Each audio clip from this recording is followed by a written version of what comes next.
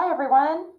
Some of you were wondering about how to use breakout rooms effectively, and I've noticed a couple of things.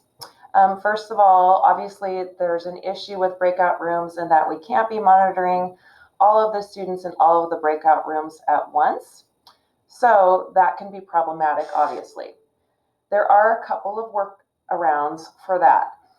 First of all, I've seen, for example, in Mrs. Shaw's class, Mr. C will put specific kids into a breakout room during the math work time, and they're all working on the math together. And so the breakout room is really just used as a place where kids can ask one another questions while they're working on homework, and you can monitor what's going on by looking at their homework and what work is being done.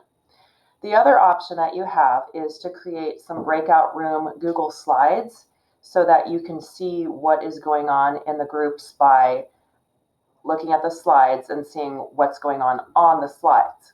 So to show you this, here is one of my lessons for coding class, 21. I've got my exit task, but let's say during the middle of the lesson, I want to check for understanding and have a little breakout room. So what I do when I have breakout rooms is I create these Google Slides that have directions on them. And I create one slide for each breakout room. So for example, here's breakout room 1, breakout room 2, 3, 4, 5, 6, and 7. They all have the exact same directions on them. And I've found it helpful to add into the directions to unmute your mic and turn on your camera, because there are actually kids who will just go into breakout rooms, keep their camera off, keep their mic muted, and do nothing the whole time. So I encourage them to unmute their mic, turn on their camera, say hi, introduce yourself if you don't all know each other. I have a big class, so this is often the case. And then the next task is always decide who will do the typing on the slide. And then I always give them a little reminder to stay on task, because I can see what they're doing on the slide, and I may pop into their breakout room at any time.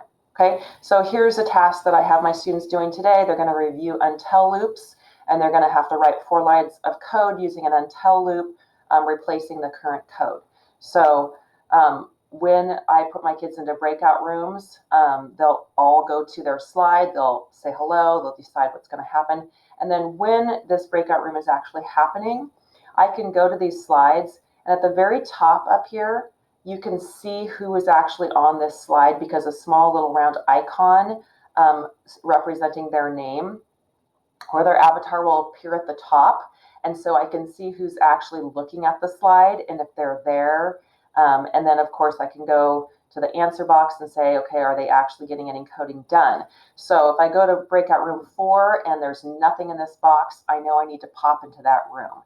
If I go to breakout room 7 and they already have this code done, then I can even go down to the speaker notes and I can give them an extra challenge down here to differentiate a little bit if it's too hard for them or if it's too easy for them. And then let's say breakout room 1 is struggling.